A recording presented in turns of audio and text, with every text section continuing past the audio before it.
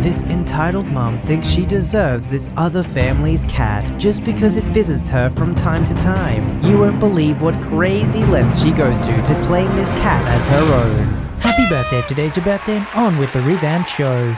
I've only been lucid to the fact that my mum is a narcissist and manipulator for a few months now because she always controlled what I could think or say my whole childhood. When I started dating my boyfriend, I moved out from her house and slowly started to see from an outside perspective her true colors. This Christmas just blew me away and I finally ran out of sympathy for her. Now that I feel like I can finally think for myself, I haven't been holding my opinions back from her very much anymore, which is driving her crazy. And we get into lots of arguments over it. She's got a weird obsession with having the perfect Christmas and demanding everything meets her crazy standards. And if they don't, she finds someone to point a finger at and say, "You ruined my Christmas." Last year, my boyfriend and I ruined her Christmas because we were too broke to afford nearly any gifts at all for people because we'd just moved and had just started working new jobs. She's upper middle class and is super out of touch with what it's like to be short a couple $100 for rent coming up and wouldn't listen to any kind of reasoning. This year I ruined her Christmas by speaking my mind. She and I had gone to Walmart a few days ago and there were lots of people with their masks pulled down under their noses. On Christmas Eve, when my mum came and picked me up, she started crap talking all the people at Walmart with their masks down. But while we had been there in the checkout, she had pulled her mask down under her nose and right behind an older woman with an oxygen tank no less. I told my mum she can't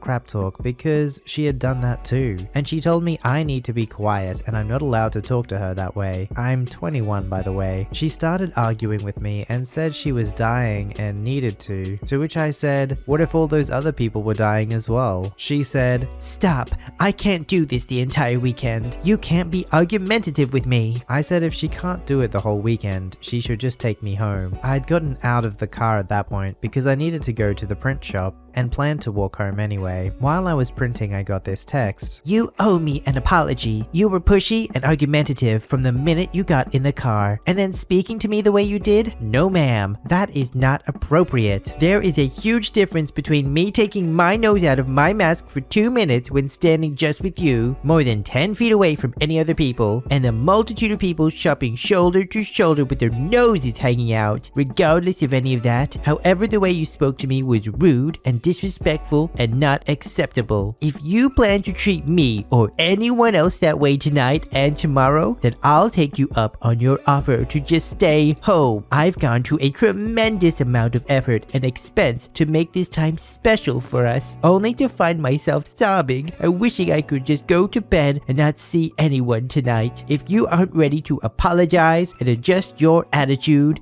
then I can just take you home and be done with it. I am very upset and disappointed. I've been looking forward to this day for a long time. Now it's on the brink of being ruined." When I finally got to my mum's house, I'd been planning on not apologizing because I don't see a single reason why I should, but she never brought it up and neither did I. She instead gave me the silent treatment all night long, and anytime I would try to talk to her, she just wouldn't respond, or she gave me very short cold responses. That was okay though. I had a couple friends over, so I decided to enjoy my night and let her throw her temper tantrum. I think one of the craziest things my mum is trying to do though is steal a cat from 4 children she doesn't even know because she loves the cat. Simba, his real name and not the one my mum gave him, is this really sweet, fat and playful indoor-outdoor cat. He showed up to my mum's house a few months ago and she gave him some canned food, and he'd been coming back multiple times after that and staying for hours at a time. She wound up putting a collar and a tag on him, and she got a call from a man saying that she can't collar this cat because he's not her cat.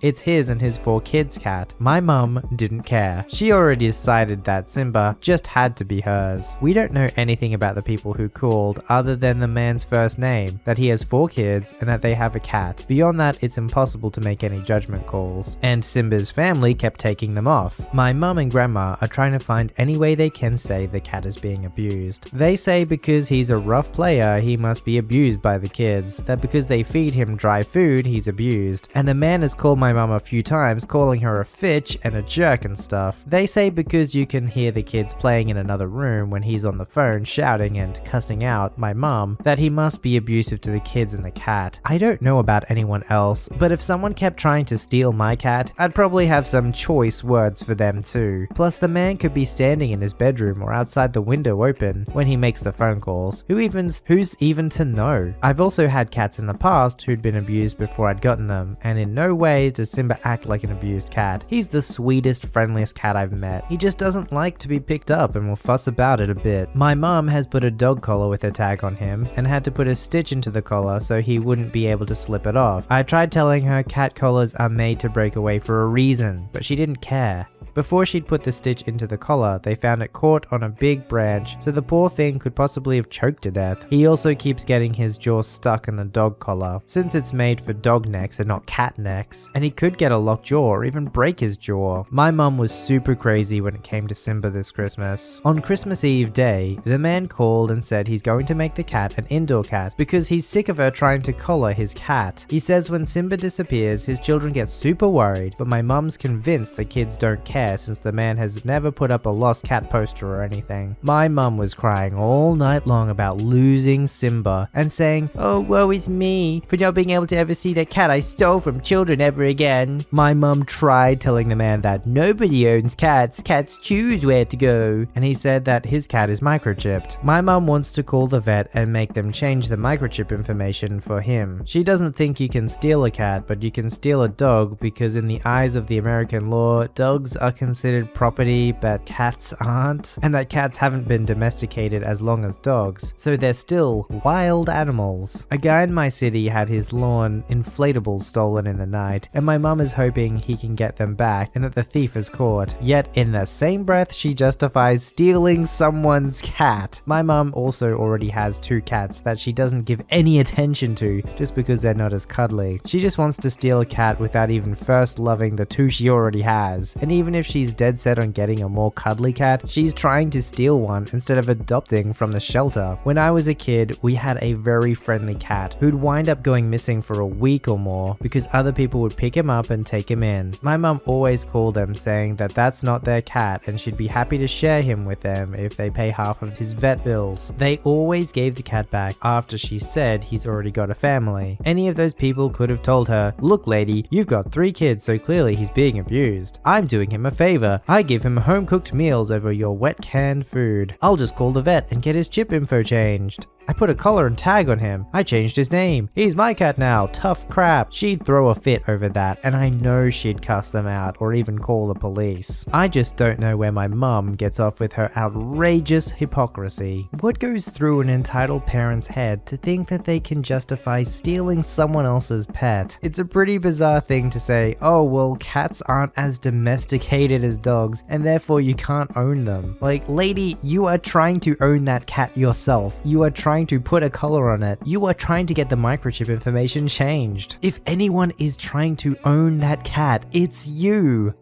Carrying on about my crazy entitled aunt and the messed up things she's done over the years, Ruth takes her entitlement international. This is going to be a very long write-up. This is set mid-90s. I'm not much of a witness here, so most of this is from what I've heard from others over the years. The main cast: Ruth, EA, entitled aunt, ignorant, rude, selfish, and a boss-level Karen. Her children are devils and not well liked. Mini Ruth, R2, aunt, entitled, reasonable at times, Ruth's head puppet. Stu, uncle, decent but run by Ruth. Dad, same as above. Kev, uncle, very anti-Ruth and decent. Cousins, only referring to kids of the above. I will refer to cousins as we. 17 or younger will be kids. Granddad, old, ill, carefree, bitter. He's mainly looked after by Uncle Kev. The bride, B. The groom, G. My granddad was of Greek/Italian descent. He came to the UK in his 30s and got married. He was previously married, had 2 kids. Oh, he also went back and fathered at least 1 more child whilst married to my grandma.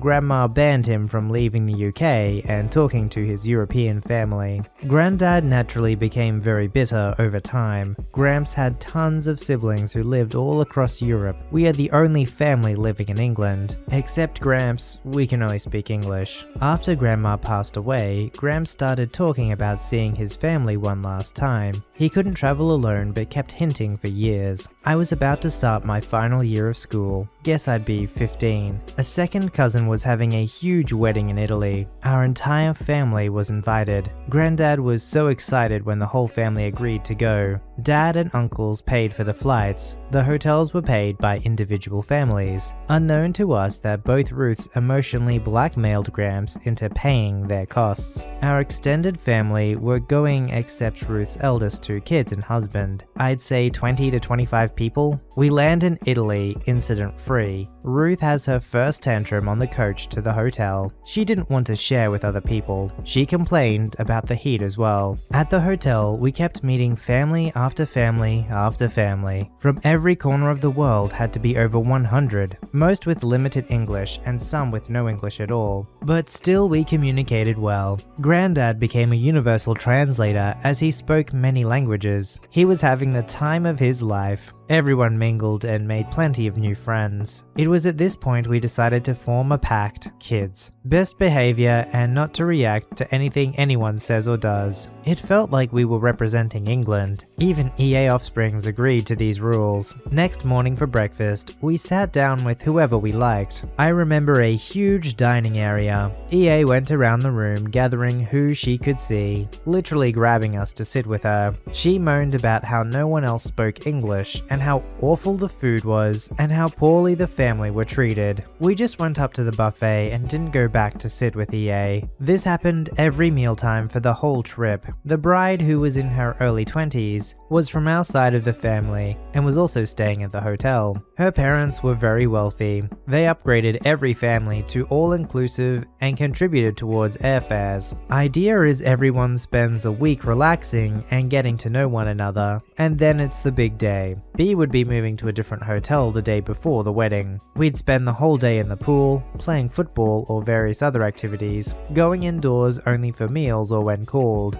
B would be with us majority of the days playing games. The adults would have competitive football matches, join us in the pool, or be drinking nearby. Everyone had fun. Even the pensioners would join in time to time, all except Ruth and R2. They were nowhere to be seen. Very unlike them to miss out on gossip. After like 2 days, rumors circulate that some lady was causing serious problems. I had an idea who it could be. There were so many crazy stories floating around. Ruth usually watches her offspring like a hawk, but we had not seen her by the pool or anywhere except the dinner hall. Clearly, she was preoccupied. Turns out EA and R2 had been very busy. Within a day or two, they ticked off B and her parents, racially abused half of our relatives, complained to the hotel about the noise, complained about other guests, family, and called the police because someone told her to shut up. Remember Granddad's other children? Ruth hated them, though she had never met them. She'd target them especially.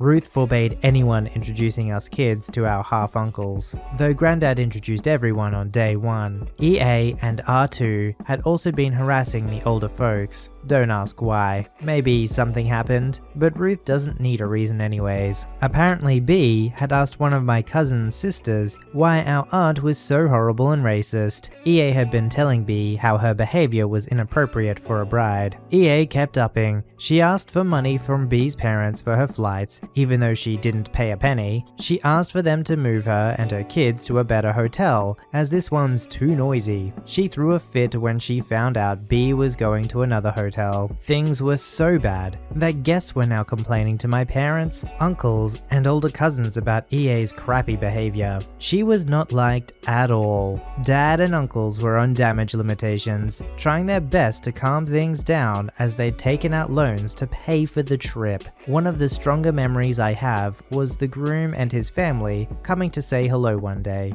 B's friends had been telling us for days to throw G in the pool, so we did. I remember being chased by a guy in that classic 90s baggy suit but totally drenched. That would turn out out to be the last of the fun for our family. Meanwhile, inside, according to my mum, EA was now complaining to G's parents about everything. Then she complained about B and her behavior. Most of the adults were there. EA got told to shut up or leave by one of the guests. EA then proceeded to throw red wine at everyone. She was dragged away by Uncle Kev and Stu, and my dad was trying to stop R2 from joining in. Then Ruth called the police again. B and her family all left there and then. Our entire family were told not to bother coming to the wedding. Later we were re-invited except for EA. Several other guests changed hotels as well. EA and R2 finally held a family meeting, shouting that none of us will be going to this wedding. Plenty of arguments happened in the coming days. My dad and Uncle Stu turned on Ruth. I was so happy. R2 still defending EA. Granddad kept shouting obscenities in Italian at EA. My mom and several others had spent a lot of money on dresses and made it clear they will be attending.